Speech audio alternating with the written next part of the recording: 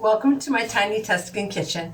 I thought I'd share with you today a recipe that's kind of fun. I love to read books, and ever since I was a little kid. And what's become kind of trendy recently are recipes from literature. Well, not recently, even like Water for Chocolate, Babette's Feast, even Nero Wolfe, some of these like mystery novels. Nero Wolfe, of course, was probably one of the first really famous ones. Today I'm going to make a recipe which I discovered down in Bari. I've been taking people down to Bari in Puglia for the past couple of years. And a recipe that I found only in a couple of restaurants was called spaghetti all'assassina, the assassin's pot spaghetti. And it was really delicious, and of course no one would tell you the secret. In doing research, I found out that there is even an academia, which is like the law of how you're supposed to do it. So let me just show you. It's very simple. We're going to salt some water like you would for risotto, okay? Or for cooking pasta. But what we're going to do, we're not going to cook the pasta in that water. We're going to cook the pasta in a metal pan.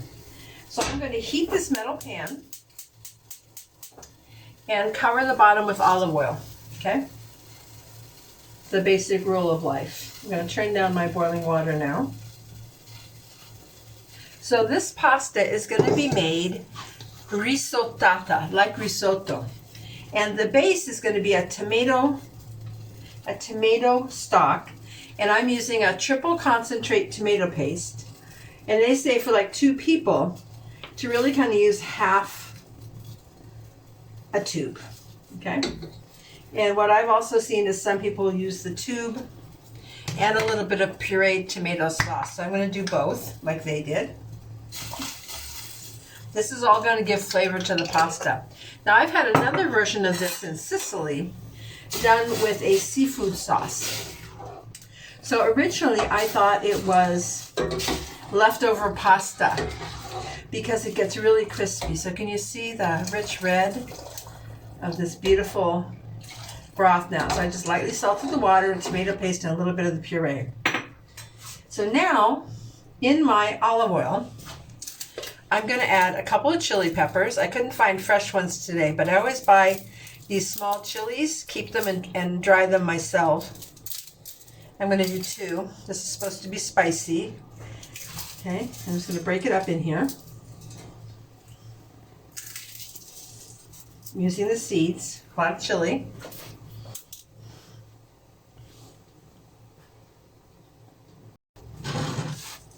The next ingredient is garlic. Okay. I put in sliced garlic. I don't really mince it. We don't want it to burn really quickly. I can smell the chili already. Okay. If you mince the garlic, it would burn too fast. Okay, so we're going to start by giving the garlic a little start with the chili. Again, the trinity, this trinity, garlic, olive oil, and chili pepper, is present in a lot of pastas. The garlic, olive oil, and chili is present in a lot of dishes as a base, okay? So now I'm also going to measure my pasta. I'm going to use spaghetti. You don't want to use too big of a spaghetti, but you could use even a spaghettino. I'm going to use 100 grams per person. Okay. This is what's left over there. Okay, my garlic is golden. Stand back because this is going to spit now. I'm going to come off the heat here.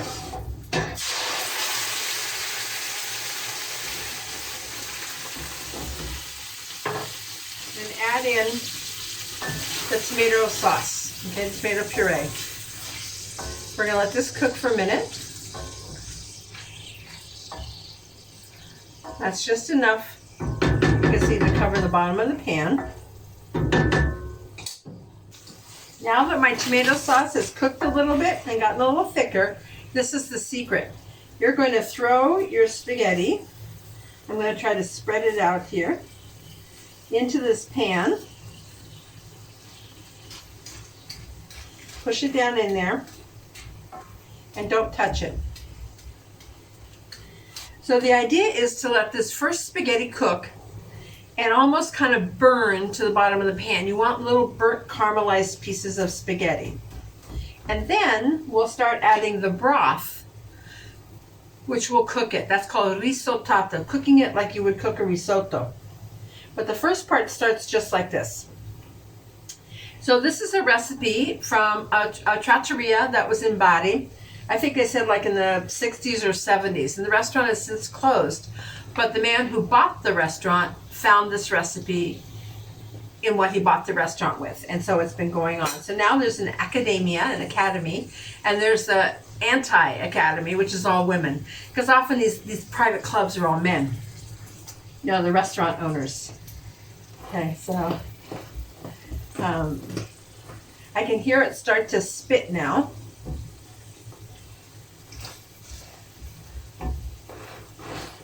Pushing it down in here. And it's a good idea, again, to have a spatula that you're just going to be able to start to turn the pasta once it's stuck. And you're going to move what's on the bottom to the top and the top to the bottom.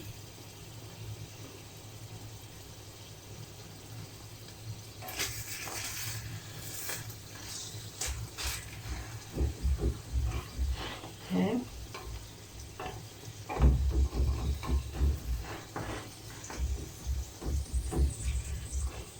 This will take a few minutes. I can also see that the pasta is starting to absorb this sauce.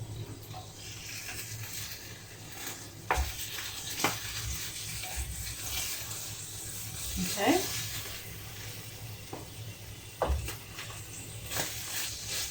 It's not burning yet. I do want those little burnt bits, so let me give it a turn also. Sometimes your pot cooks hotter on one side than on the other.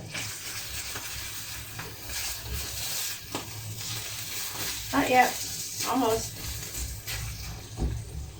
So traditionally, you know, your pasta will tell you on the outside of the package. This one says it takes 10 minutes to cook. So this will take maybe a little bit longer, in that we're starting with not a lot of liquid. But it's a pretty quick dish. And some people still say the unofficial version is that you can use leftover pasta. So if you did have any leftover pasta, this would be faster.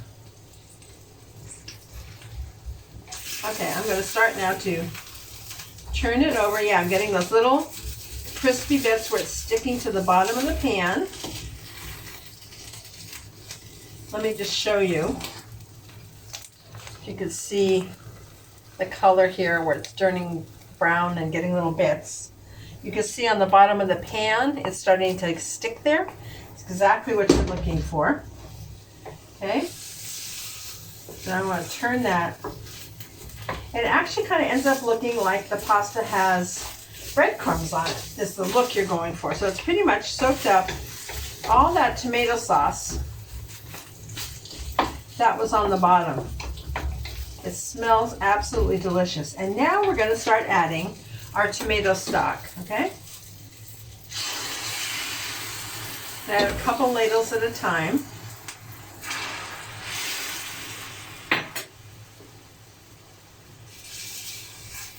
Going to break this up a little bit.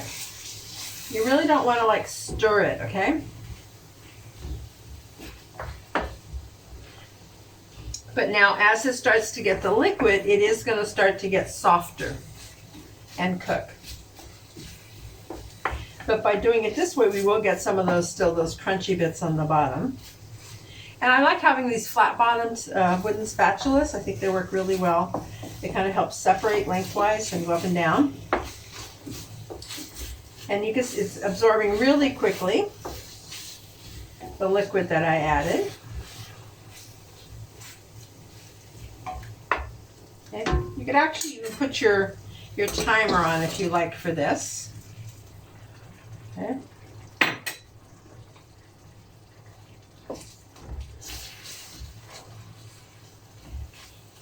So I was just talking about the literature in cooking. So one of the first kind of books that I started to read in Italian, not one of the first ones, my Italian was really good, was I started to read Montalbano before they had the TV shows. And again, I really loved him because the man that wrote it always included food. So it was where he went to lunch, what he was eating for lunch, what his housekeeper was making for him, and food was just a really important part of the novel, the mysteries. And so then when he came on TV, you could still see that, you know, the cannoli and the arancini. There was a pasta dish that the housekeeper always made for him that was really famous. And so then just last night actually was the last of the Montalbano TV series. And in the author died, Andrea Camilleri died recently. And so there are no new stories and new books. I suppose they could have just pretended and kept going. But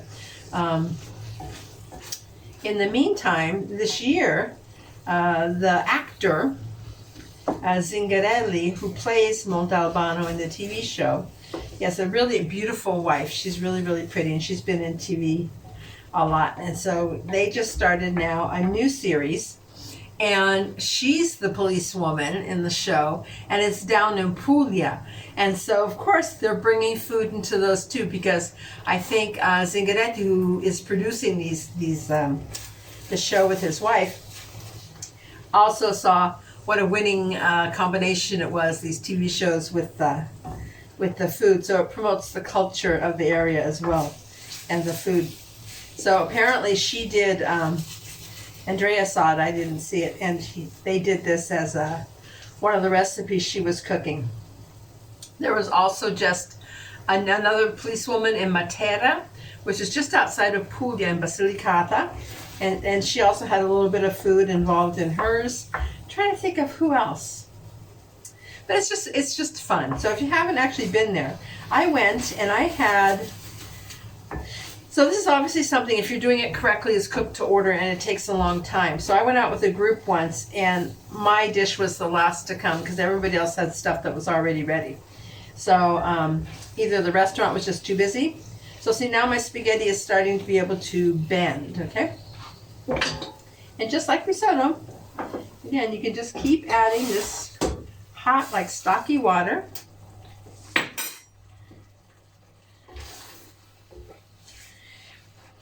So when I went to Puglia, there's a fun pasta place that has really good, the quality of their pasta is really famous. I think they work with a pasta company. They only use that famous, really good pasta. Puglia is one of the producers of wheat of Italy. So it's really kind of an important thing to have good pasta down there. And then on one of my last nights when I had another big group, I went back to a kind of a fancier restaurant that I'd been to before.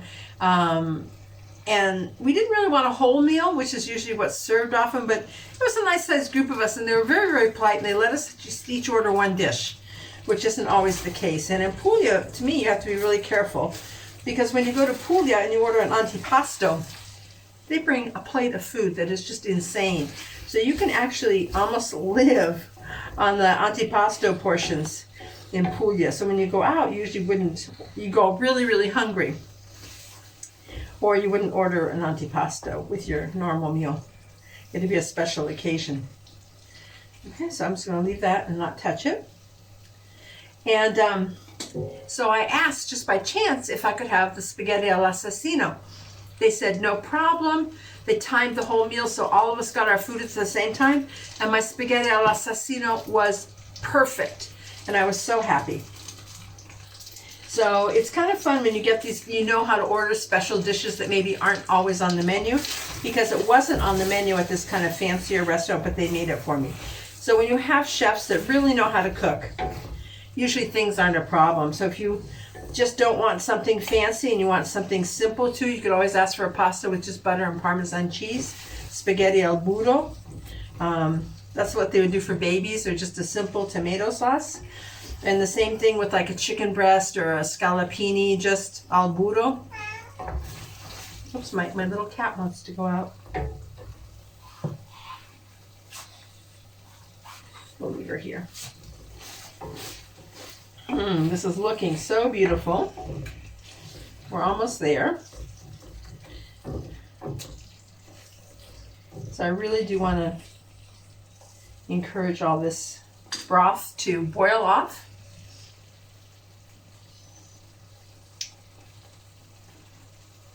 and the pasta to get a little crispy, the secret of this recipe. So you could actually hear it kind of frying on the bottom of the pan in the sauce.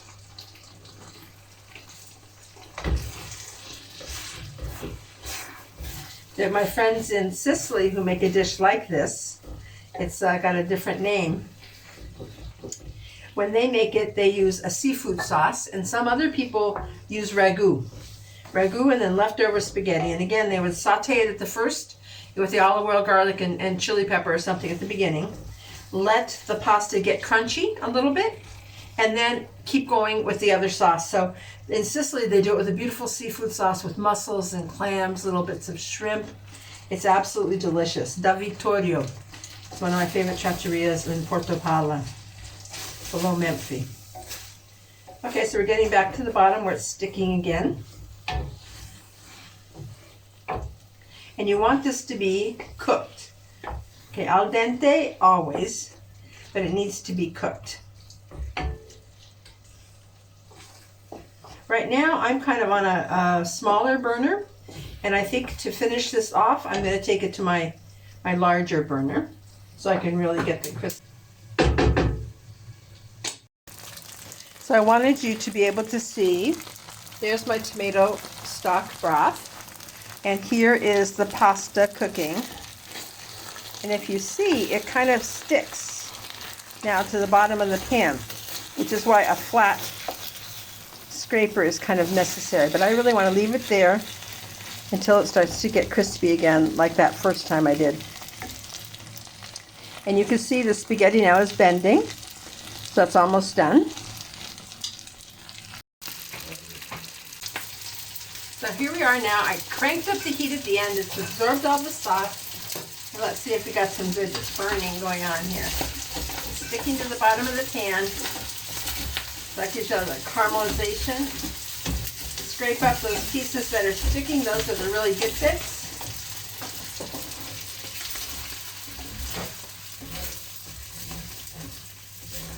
Okay. It just really concentrates all the flavor, which is so delicious. Okay.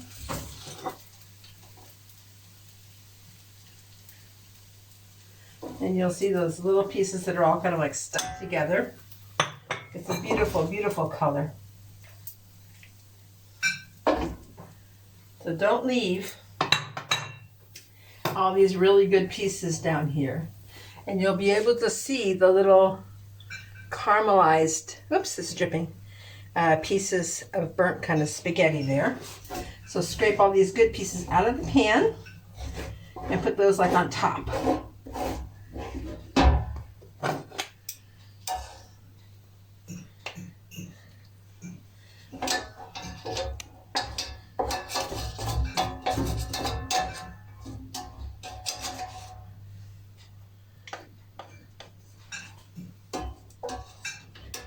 It's yummy, my mouth is watering.